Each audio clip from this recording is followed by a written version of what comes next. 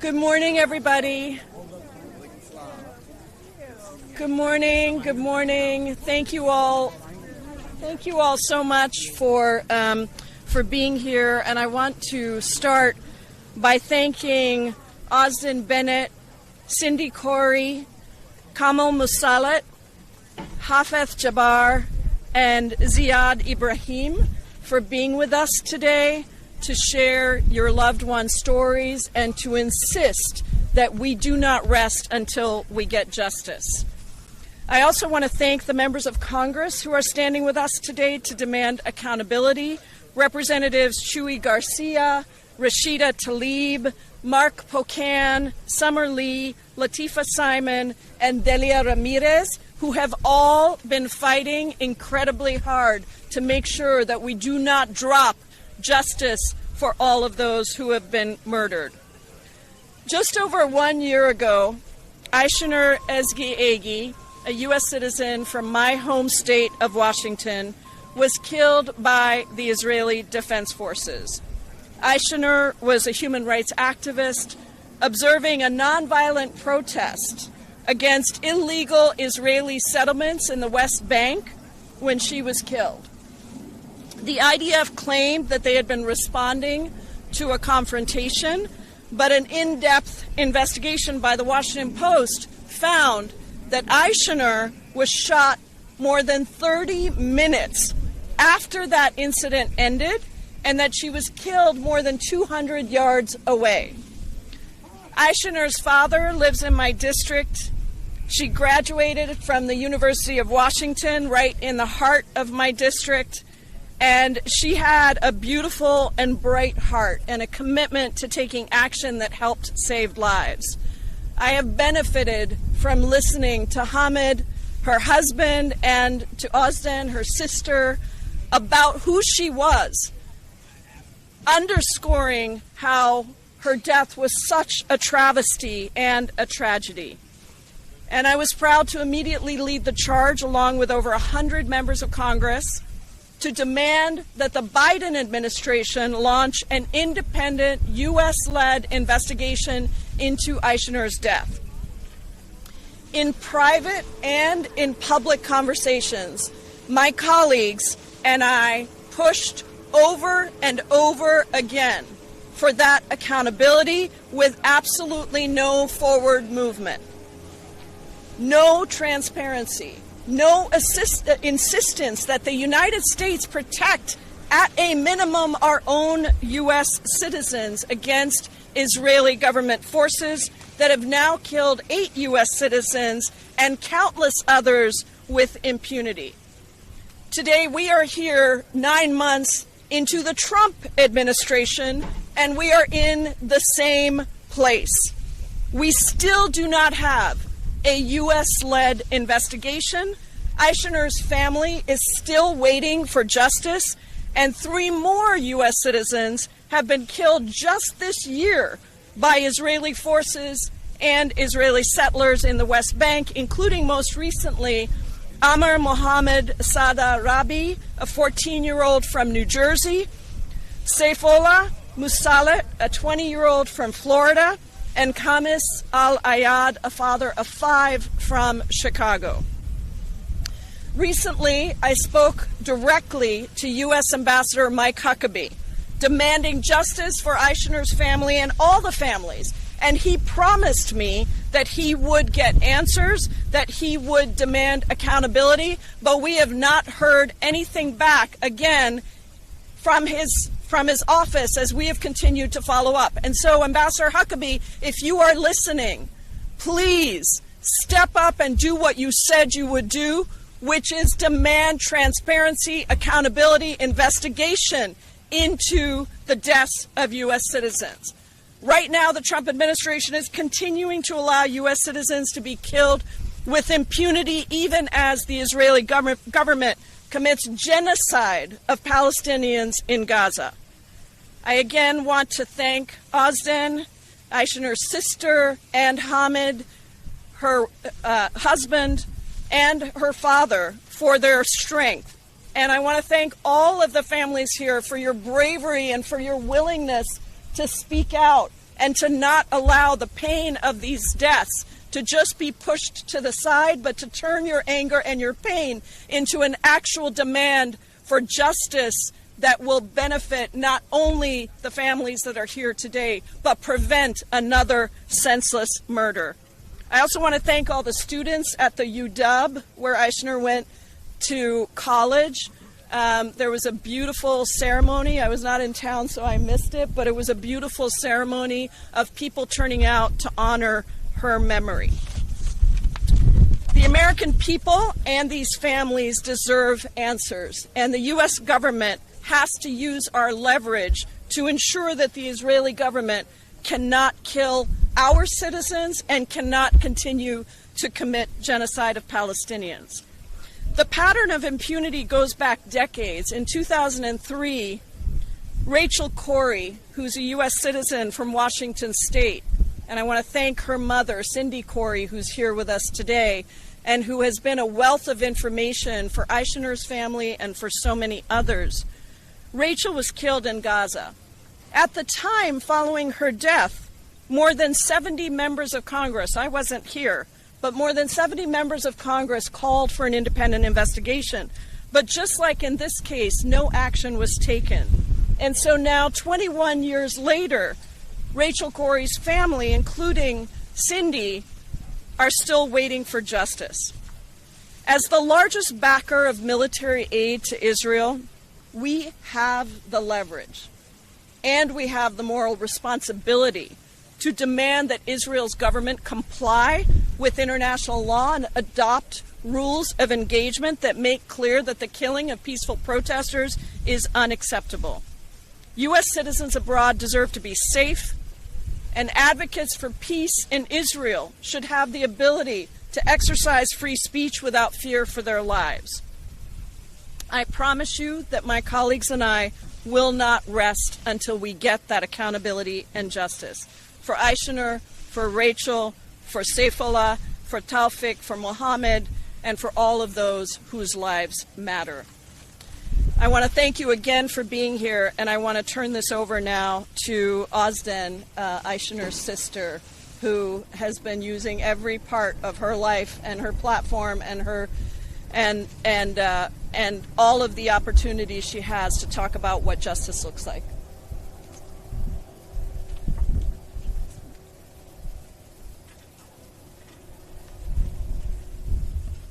Thank you for being here today.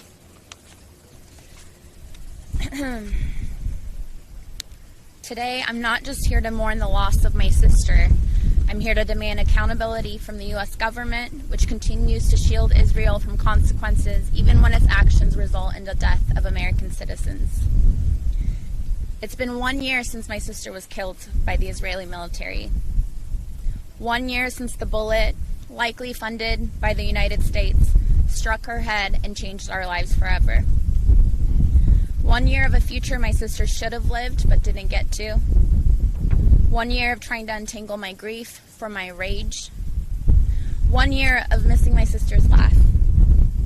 When I remember an inside joke or think of a funny memory, I can still hear her laughter like she's here with me today. And it breaks my heart to think that one day that memory is going to fade. It's also been 1 full year of complete inaction by the U.S. government. In the weeks following my sister's killing, we felt hopeful, perhaps naively, that there might be some action taken by our government to investigate the clearly targeted killing of my sister. We hoped and believed that if they did, maybe Eichner's death would be the last in an ongoing pattern of Israeli impunity. Unfortunately, we're here today because that simply wasn't the case. Not only has the U.S. government taken no action to pursue justice and accountability in my sister's case, they've actively been unwilling to cooperate with our demands. But we know that our government can investigate the deaths of American citizens abroad. In September 2024, the Department of Justice unsealed federal criminal charges related to Americans killed during the October 7th attacks. They vowed to bring accountability. And just days later, my sister was killed by an Israeli soldier in the West Bank There were no calls for justice for her, no commitment to investigate her unlawful killing by Israel. This government has remained steadfast in their silence to our demands for an investigation ever since. What will it take for the Department of Justice to live up to its name? Why are some American lives worth fighting for while others are not? Why is it that the U.S. government is swift to act as long as the perpetrator isn't Israel? These are questions I want to continue to highlight and demand answers for. Alongside us today are families just like ours who've had their loved ones, U.S. citizens, ripped from them at the hands of the Israeli military and settlers. What you see here is the impact of the impunity our government grants to Israel. It's us. It's these families, these lives, these deaths. This is one of the human costs of continued impunity for Israeli crimes. Sometimes I think, why do they keep killing U.S. citizens? And maybe it's because that they simply can. There have been no repercussions, no sanctions, no consequences for Israel. So why would they stop? 1 year in, I don't want to hear any more condolences from leaders. I don't want to read another story or meet another family who mirrors our own loss. We've heard enough condolences. We've lost enough lives. We've demanded justice long enough, and we've received nothing. I want justice and accountability, not only for my sister, but for Rachel, for Saifullah, for Tawfiq, for Mohammed, and for every U.S. citizen that Israel has killed. I want our government to do something about their deaths. And more urgently, I want to draw attention to the outrageous case of Mohammed, who's Zayed's nephew, who's here with us today. Mohammed is 16 years old. He is a child. He lives in Florida, and he was visiting his family in the West Bank. One night, the Israeli military abducts him from his family home. And for the past 7 months, he's been in Israeli prison without contact with his family. Like, think about that. He's a kid. He's lost a significant amount of weight, has scabies all over his body, and is being held hostage with no trial and no true crime. There's currently no committed path forward to getting Mohammed home. And I'm just confused about where everyone's outrage is about this. Like, we can't bring Rachel or Aishanor or Saifullah or Tawfiq home, but we can get Mohammed the justice that he deserves. He's still alive. To the mainstream Western media, if a wrongfully detained American teenager held hostage by another country doesn't make headlines, what will? And if you're listening to me, you're just like me, and you're wondering what you can do, you can call your representatives, you can demand an investigation, you can continue saying Muhammad's name, you can refuse to let our government fund impunity and genocide, you can refuse to let them stay silent and hide behind placating sentiments. And to our government, just return Mohammed home. Look around at the families here today. Is this what putting America first really looks like? And if our government won't stand up for U.S. citizens, what are they really standing for? Again and again, we demand that the U.S. open an independent, thorough, and credible investigation into the killing of my sister and every U.S. citizen killed by Israeli forces and settlers. Thank you, and I'll be passing the mic to Cindy Corey, who's the mother of Rachel Corey, also killed by the Israeli military. Thank you so much.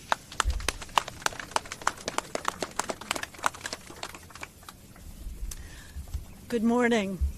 I'm Cindy Corey. On March 16, 2003, my daughter Rachel Corey, a human rights activist and observer, was killed in Rafah in the Gaza Strip as she stood non-violently to prevent the demolition of a Palestinian family's home. The two brothers who owned the home, a pharmacist and an accountant, their wives and young children watched through a crack in their garden wall as the U.S.-made and funded Caterpillar D9R bulldozer, operated by two Israeli soldiers, ran over Rachel and crushed her to death. Israeli Prime Minister Sharon assured President Bush that Israel would undertake a thorough, credible, and transparent investigation into Rachel's case and report results to the United States. But in May 2003, the Israeli military police closed its investigation and no charges were brought. The Israeli government declined to release its report to the U.S., but staff of the U.S. Embassy, Department of State, and our family were eventually permitted to read it. All noted numerous inconsistencies. For over a decade, our family and supporters throughout this country pursued truth and accountability in Rachel's case through efforts in Congress, at the U.S. Departments of State and Justice, and in U.S. and Israeli courts. In June 2004, the Chief of Staff to Secretary of State Colin Powell wrote to us that he could say without equivocation that the department did not find the Israeli military police report to reflect an investigation that was thorough, credible, and transparent. It is documented in Senate testimony that in addition to President Bush and Secretary Powell, a host of high-level State Department officials raised the matter with their counterparts in the Israeli government.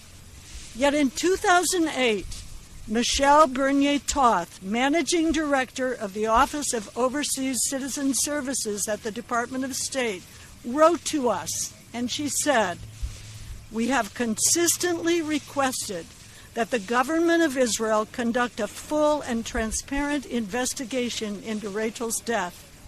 Our requests have gone unanswered or ignored. We will continue to raise this issue with the government of Israel. But unfortunately, at this point, we are not optimistic that the Israeli government intends to do anything further on Rachel's case or investigation." Though the Department of State's position remained that Israeli investigation into Rachel's case was not thorough, credible, or transparent, officials at State and Justice told our family that the U.S. would not conduct an investigation of its own, nor could they force Israel to conduct one to meet their standards. There are to be consequences when countries that receive U.S. military aid use that assistance in contravention of U.S. law and fail to address potential human rights violations. Israel receives billions in military aid annually. Rachel's dad, who is here, often points out that the U.S. government sends two very different messages to Israel. One is the diplomatic request for investigations. The other is the billions of dollars in continuing military aid. Which message do you think the Israeli government hears? If we believe if there had been real consequences in Israel for Rachel's killing, and for any of the killings of U.S. citizens that followed, perhaps the other families standing with us today would not have had to make this trip to tell the stories of their loved ones killed by Israeli soldiers and settlers. In 2003, witnessing what was happening to Palestinians in Gaza, my Rachel wrote to me. She said, "Disbelief and horror is what I feel. Disappointment. I am disappointed that this is the base reality of our world and that we, in fact, participate in it." She said, "This has to stop. I think it is a good idea for us all to drop everything and devote our lives to making this stop." Rachel's message is our message today. Thank you, everyone.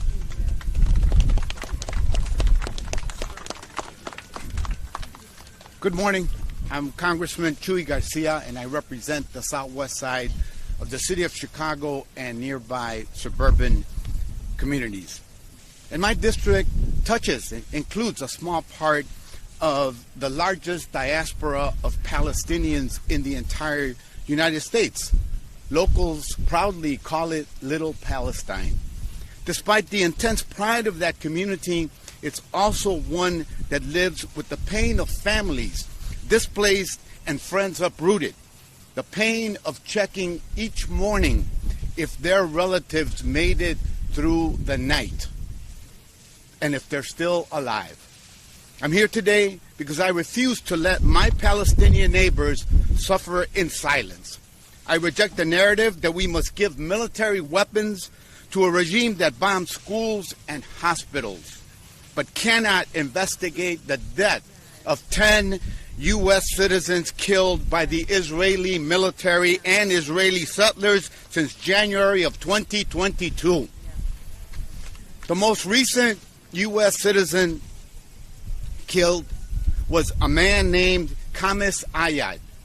He raised 5 children in Cicero, a few blocks down from my home. On the night of July 31st, Kamis awoke to Israeli settlers setting fires outside his home in the West Bank. He rushed outside to put them out, and witnesses say the IDF arrived and fired live rounds and tear gas. Kamis collapsed from smoke inhalation. He died on the way to the hospital. This morning, I'm starting to circulate an oversight letter demanding what all families here are demanding, that the Department of State and the Department of Justice conduct an independent, thorough, and transparent investigation into this killing. I invite all my colleagues to sign on. Kamis was, in some ways, an outlier among U.S. citizens who have been killed.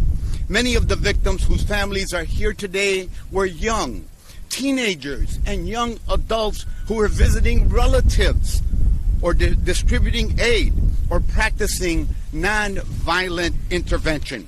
And their parents who join us today speak from the unthinkable pain of losing a child. There may never be justice for their killings, but there must be oversight and there can be accountability. The U.S. government must stop using our taxpayer dollars to arm the government that killed their daughters, brothers, and nephews. And that's why we stand with them today. Instead of providing diplomatic cover for escalatory strikes, the U.S. government should support the conditions that make peace possible. And the U.S. government must lead credible through investigations into the death of its own citizens, independent investigations now. Next, I would like to introduce my colleague from the state of Michigan, Rashida Tlaib. Thank you so much to many of my colleagues who are courageously standing here with families that have been impacted by the lack of accountability and the basic impunity that is set on the Israeli government. You know, when Americans are killed abroad, it's a standard procedure for our U.S. government to open an investigation, but when murderers wear Israeli uniforms, there's complete silence. Not only that, they ask the actual government that committed the crime to do the investigation instead of our own government doing the investigation on the Americans being killed. It's now been over a year since Ashnor was targeted and shot in the head by an Israeli sniper. I still remember the images of her body just laying there, again, doing nothing but trying to save lives. And our government still refuses to investigate her murder. Not Biden and not Trump. It is painful enough to mourn our loved one violently taken from you, but to have your own government refuse to do the bare minimum to seek justice of its own citizens, that to me is despicable. I met Ashnor's sister, Azdan, as you know, and her husband, Hamid, when they came here last year, and begging my colleagues, I saw it in their eyes, they were begging my colleagues, please do something. Find some shred of humanity in themselves to do their jobs. And I'm sorry, I want to apologize to them because our U.S. government continues to fail them. That Congress and the White House continue to choose the Israeli apartheid regime over safety and justice for the U.S. citizens. I still remember Omar from Wisconsin, beaten to death after playing cards with his family members and leaving. And my colleague, Gwen Moore, trying to get our government to do something about it. Nothing. I know during their last visit, many people here, many of them, Ashanor's family, asking how many more families will be forced to come here and demand government to hold responsible for the killing of their loved ones and prevent tragedy from repeating itself again and again. I can't even fathom what the Corey family is going through, watching this happen to more and more families. Today, while we continue to demand justice for Ashanor and so many more, I keep thinking of Saif. Saif, who grew up in Florida, who in July was beaten to death by Israeli residents. Again, these are settlers, you call them whatever you want, but they're Israeli citizens who were targeted while the government watched it happen. They blocked the medical assistance from coming to him. Remember, think about that. An ambulance is trying to come and save Saif. Instead, they blocked it and they busted out the windows. His uncle told me they busted out the windows, preventing the ambulance from coming to try to save Saif's life. And we demand justice for 17-year-old Tawfiq from Louisiana, shot by an Israeli soldier, with the military again blocking emergency responders from reaching them. Again, all this is done by Israeli military watching this happen and doing nothing. We still demand, of course, justice for Rachel Corey, who I still remember.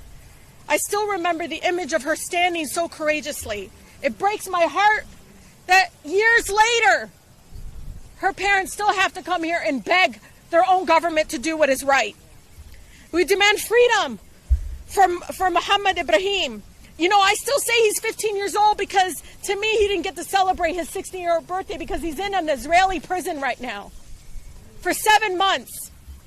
A 15-year-old put in a prison renowned in the Israeli government for abuses. Like so many Palestinian children, he was blindfolded, kidnapped from his family home at 3 a.m. by Israeli soldiers and has been held again 7 months in an Israeli military prison, famous again for torture and abuse of children. He was forced to spend again his 16th birthday behind bars, scared and separated from his parents, not being able to see them. He has lost over 30 pounds and suffering from scabies, and while the Israeli military denies him food and medicine. And yet President Trump and his administration do nothing. To them, it's okay for the Israeli government to torture an American child. To the parents and family members here, all of your children, your loved ones should still be with us today, and they should not be rotting in an Israeli prison. We could be saving Muhammad's life and so many others by doing what is right today. So should the tens of thousands, though, Palestinian children killed by American bombs and forced starvation and ongoing genocide in Gaza. It's important because I know Rachel would want me to say that today. My colleagues continue to send billions of dollars in weapons to the genocidal military that commits war crimes. And they put violence on thousands of families like ours and theirs every single day. So we say enough is enough. We're standing here because we must honor the lives of our loved ones by demanding that our government stop funding and supporting the Israeli government's genocide and war crimes so that what's happened to our families never happens to anyone again. It is critically important to understand, again, if it wasn't for the fact that the Israeli government committed these crimes against Americans, we again could have been, if we had justice for Rachel, could have saved so many more today. And again, I want to thank my colleagues for continuing to speak truth to power. I'm going to have Kamal, the father, well, not the father, isn't the nephew of Saif here? Oh, the father, yes. Father of Saif. Kamal, if you've ever heard him, I can't understand the amount of strength that he has. But when he saw his son is when he finally broke down and as a father mourning. But I just can't imagine the fact that he doesn't get to see justice for his family. This July, again, Saif, who is he worked at an ice cream shop? It's important to talk about these folks. Ice cream shop owner from Florida who was beaten to death and enabled by our own government. And I'm so sorry that he had to die like that. With that, let's please welcome Kamal.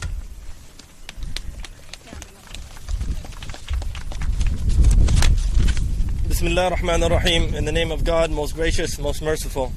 My son Saifullah was beaten to death and murdered by a mob of violent Israeli settlers on July 11th. Saif shared that he felt safer because he had an American passport. He used to say, "Don't worry, we are Americans." Yet I am standing here today demanding justice for the murder of my American son by Israeli settlers. While my son's life was stolen from us, these violent Israeli settlers are still free and continue to target our families at this moment. I want to share a bit about Saifullah. Saifullah was my oldest son. He was an older brother to my 3 other children. Saif loved being an older brother. He was a protector. He was known as the responsible one in his friends. At only 20 years old, he was trying to build his credit score. He would tell me, "Baba, look at what my credit score is today. It just went up." Just days before he was killed, Saif told me he was ready to fall in love and get married. And days later, he was killed.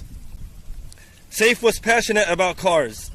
Even though he knew that cars were not my thing, he would tell me of the cars that he wanted. And I had a plan to help him purchase a car before, and I couldn't do it.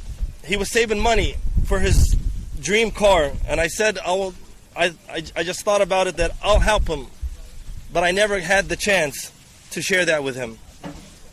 Saif was just starting his life as a young man. I am here to demand justice for my son, who should be here today. Saif was murdered just weeks before his 21st birthday. He was happy. He said, "I'm finally going to be an adult." He was just starting his life. Saif built a successful ice cream shop in Tampa. Everyone loved him there. Instead of providing my son with guidance on his next steps in life, I am here today demanding justice and accountability for his brutal murder by Israeli settlers. Saif was murdered on his land, our family's land in the West Bank. Until today, Israeli settlers continue to attack our family's land in the West Bank, all with the full backing of the Israeli army, all with the full backing of the Israeli military. We are demanding that the U.S. government act and protect all Americans, including Palestinians and Americans murdered by Israeli violence. How can many more families get killed? No father should have to bury his child in this way. Thank you guys all.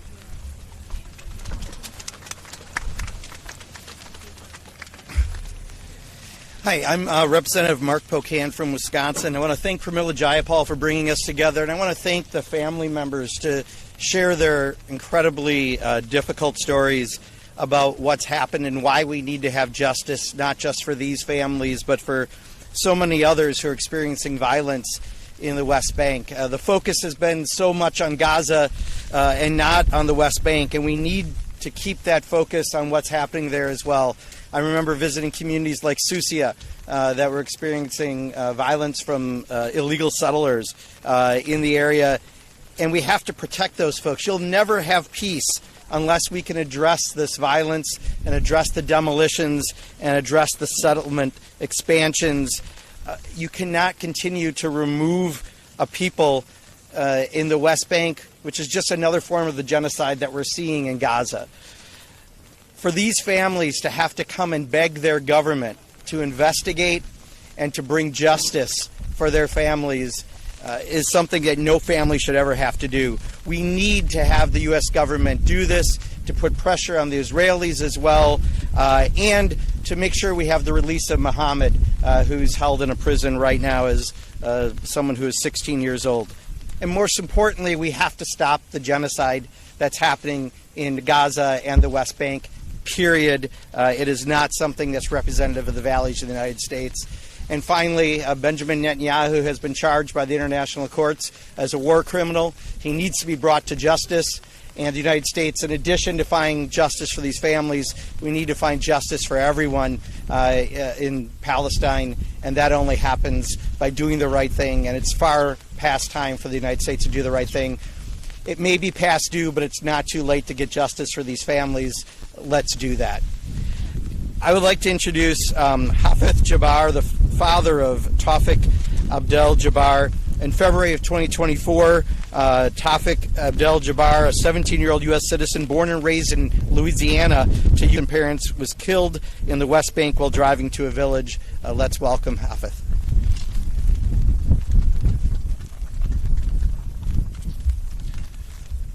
How you doing, guys? My name is Hafez Abdel-Jabbar. I'm from Louisiana. I'm the father of Tawfiq Abdel-Jabbar. I'm an American citizen since 1996. I was 14 years old when I moved here. I got married here. I had my children here. We was brought up and I taught my kids here in schools in America. As alone, when I went to schools and colleges here in the U.S., I was proud and I was happy to be here. We was taught about humanity, human rights, women's rights, liberty. We was taught all these good things. I was teaching them along the way to my kids, to Tawfiq, to Amir, and to all the kids around me, to my family. As we growed up in May 2023, we decided to go to Al-Mizra al-Sharqiyya to spend a couple of years. On Fridays, we love to go to our lands to have barbecues, spend our time, good times, and that day, we received a call that my son was shot. I traveled to the land where my son was. He was in the car. Soldiers directly held the M16s against my chest, not allowing me to get to my son while he was in the car. I refused to listen to them. I tell him, you can shoot me, but I'm getting to my son. I got to my son. I see him in the car, laying down after it flipped 3-4 times. The moment, it was hard for me to see my son laying in the car like this. I picked him up, put him in the ambulance, and he was pronounced dead. Till this day, I have numerous contact with the American consulate in Jerusalem. They came and visited many times. All they keep saying is, we're waiting for Israeli government to give us our investigation, or whether they want to proceed or not, whether they want to prosecute or not. It was 3 different people involved in my son killing. It was a settler, a retired police officer, and an IDF soldier. It was 10 bullets into the car. One of them in the head, it came from the IDF soldier. They know who the killer is, but they refuse to prosecute. Here we are, after waiting 20-some years, and it's still not prosecuting Israeli governments. And why? The question why? I'll tell you why. All these things that we was taught as kids, about liberty, about humanity, it does not apply to the Israeli government only. They have the right and they have the okay from our government to do such things and such act without being punished at all. I think that some of these people that work here in this capital, in this building, have lost humanity towards Israel. We have lost humanity towards the Israeli governments that we're not prosecuting them till this day. Saifullah, I talked about Tawfiq. Tawfiq is dead. After that, I'm the one who first got to Saifullah. Saifullah body was discovered by me. It's the same village. We from the same village. And we was hanging the same area, 15,000 acres owned by Palestinians. That day we was hanging out there, settlers attacked. IDF soldiers came, they blocked the road, allowed the settlers 2.5 hours to do such things to our kids. I witnessed the beating of 2 American citizen kids that day. One of them was Saifullah Muslim till he dead. I picked him up, he was dead between my hands. I put him in the ambulance and took him to the hospital. He was pronounced dead then. I have a question to the government, to my government. When is this going to change? All that you taught me was I was a young kid, and I taught my kids about liberty, but yet we support an occupation. About humanity, but we support genocide right in front of our eyes. When is this going to change? When is the time that we're going to say that this is enough is enough? And I keep saying, I hope these young generation will make a move. I hope these young generation in America will make a change, because we are waking up. We are waking up. There's the 2 messages that Rachel's mom talked about, that One message is asking the U.S. government to do a thorough investigation, but yet the second day we'll send 200 billions in weapons. So which is the messages they are getting? Are they getting the second message is do whatever you want to do and forget about the first message? And the question the message that I have to the U.S. government, enough killing people. I'm not only talking about American Palestinians. I just landed here from Palestine last night. There's 1,000 gates among the villages of Palestinian people.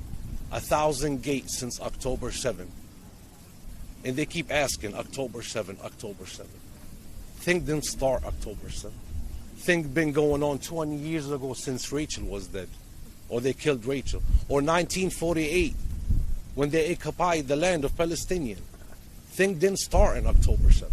You, the creator of October 7, if you want to ask me, as a human being, you created October 7. The government of Israel created that.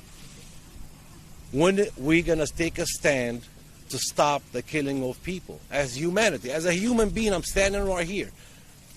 That people are dying just for being Palestinian, it doesn't matter where you're from, whatever citizenship you hold. If you're a Palestinian, you are a target to the Israeli government. And they know that it's okay to do so because they're not being punished. They know the killer of my son after a year and a half till now, and they have not decided. The last email I got was yesterday, a day before yesterday, from my attorney saying they have not decided whether they want to prosecute or not. And why is it okay? Because these people are not doing anything about it. It's time to make a change. I chose to speak from the heart, not from the paper, but there's a lot of fathers, a lot of mothers. My 9-year-old wakes up every week asking about her brother till this day.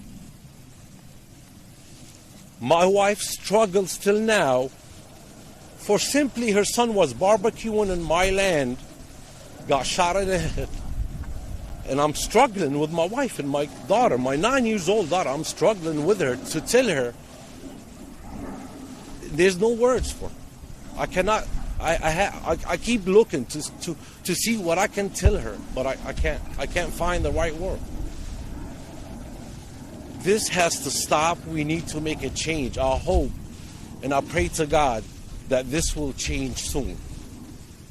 This is not what we was taught. This is not what we was brought up on.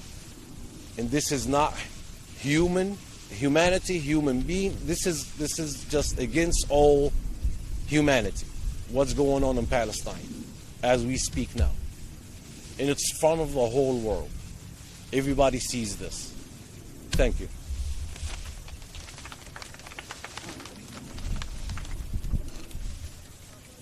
Yes. Summer Lee from Pennsylvania. I got it. Thank you, Pramila. And I just want to say I am Summer and I represent Pittsburgh. I'm proud to do so.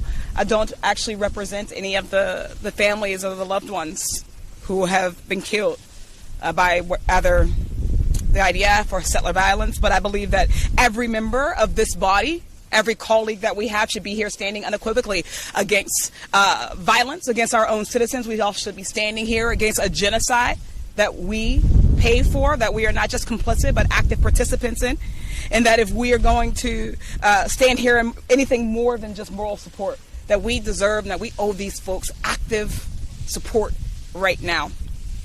There is so little that I can say that could describe the grief and the outrage that these families and our communities have expressed year after year. Ashanor and Rachel, or Tofik, or Sefola, Mohammed, they all deserve to be home with their loved ones. But here we are mourning and advocating for American citizens who should have been protected by our government, our Constitution, and our laws. Instead, they have been betrayed. Some of their members of Congress haven't even offered them support or a minor word of comfort. In the early days of the genocide, there were planes that were arranged to get American citizens out of Israel. But for the American citizens who were trapped in Gaza, there was nothing. They were left to fend for themselves. I think of the Pennsylvanian family whose children were attacked in the bombing as they made their way to Rafah. Right now, there are Pennsylvanian American children who are permanently disabled and traumatized because the U.S. government didn't help them to get out in time. The reality is we have one system of treatment for one group of folk, and we have another system for another group of folk. Why aren't Palestinian Americans protected in the same way from a foreign government as Americans of any other background? Why aren't there members of Congress standing here with us today?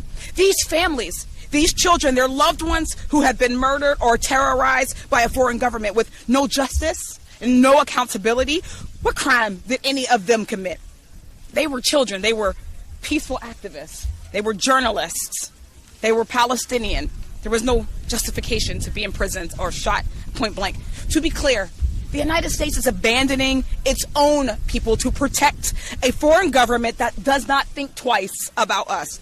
If there were any other Americans, these were any other Americans, if this were happening in any other country, we'd be talking about sanctions every day in that place. We'd be talking about investigations not led by the government that committed the crime, investigations by our own government. We would not be probably handing over billions and billions of dollars to equip them with weapons of mass destruction. But what message does it send? That some Americans count more than others, that Palestinian blood is collateral damage, that protecting Israel matters more than the lives, the protection of our own citizens?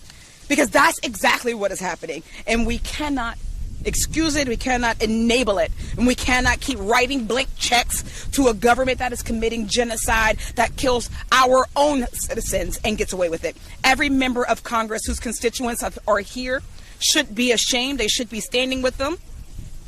I am proud to stand in their stead.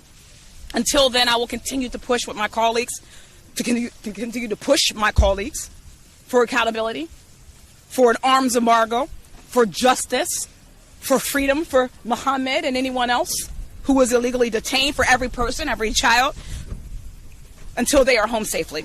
And to the family standing here today, I'm so sorry that you have to be here, that you continue to have to show up to advocate, not just for yourselves, not just for your loved one who has already been taken, but for the loved ones who we're trying to protect next. But I will continue to stand with you in solidarity, and thank you so much for being with us. I will bring up next Ziad Ibrahim, who was the uncle of Mohammed Ibrahim. Israeli authorities have been detaining Mohammed for nearly 6 months, as we heard, without trial, for allegedly throwing rocks at Israeli settlers in the occupied West Bank. A claim the 16-year-old's family denies while expressing concern for his deteriorating health. He suffers from severe weight loss and scabies. Thank you so much for being with us. Hello, my name is Ziad Kadur. I'm Muhammad's uncle. I'm here on the behalf of his father, who can't be here today. He fears leaving Israel and not being able to go back and be there for his son, who's been locked up for 7 months. Today was a 7-month anniversary of him being locked up. He spent his 16th birthday in prison. On February 16th, he was ripped away from his family, blindfolded, handcuffed, and taken out by 25 soldiers or more, thrown in the back of a Jeep, and we never saw him again. It's been 7 months. We haven't heard his voice. We haven't seen a picture. No phone calls, no visitations. Everything we know from the U.S. State Department. And that comes in small bits and pieces. The information that we hear is very random, and it comes every couple of months. I'm here, and I don't want to be here today. And everybody behind me doesn't want to be here. But this is not a bad dream. This is the reality right now. And we're lucky enough to say Muhammad is still here. And we have a small chance of him not joining the club behind me. And that's the reality of things. That building, this city, has done nothing on their behalf or on ours. Muhammad's 16 years old. His health is very, very questionable. And, you know, we're just feet away from standing on that side and me telling you who Muhammad used to be or who Muhammad was. I think everybody knows I'm not going to be the last person to speak about this subject, and they're definitely not going to be the last of the victims. We can keep on going, over and over and over again. But he's a child. He's a citizen. He's a minor. He's in a military prison. He's sick. He's lost weight. And a simple phone call can get him out. The same phone call that sends billions of dollars there can get a child back to his parents, an American child back to his parents. It shouldn't matter if he's American or not, but in these situations it does. Millions of Palestinians are going through the same exact thing. They don't have a red, white, and blue passport. We have this stage to talk to you guys, to explain to you guys what we're about and where we come from. And we hope the people in that building back there hears it too. This sign kind of says it all. We can't bring back everybody else, but we still have a chance to bring Muhammad back. Thank you.